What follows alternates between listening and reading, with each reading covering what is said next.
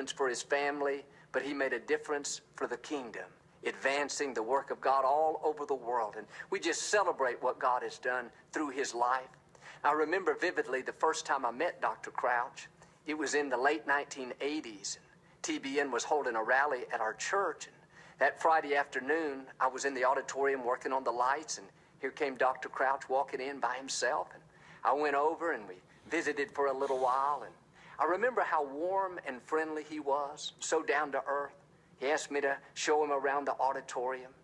And then recently, a few months ago, I had the opportunity to have lunch with him and some other friends, and I still felt that sense of warmness and friendliness. I knew he was battling with his health, but he still had a sense of joy.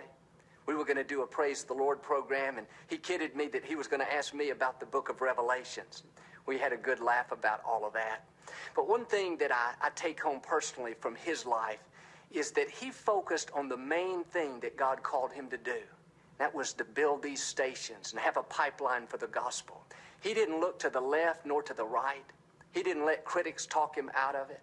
He didn't get discouraged and give up. He just kept on doing what God called him to do faithfully.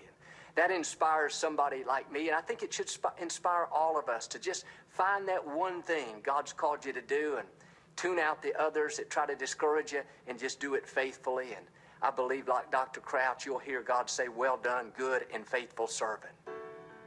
Sometimes God uses obstacles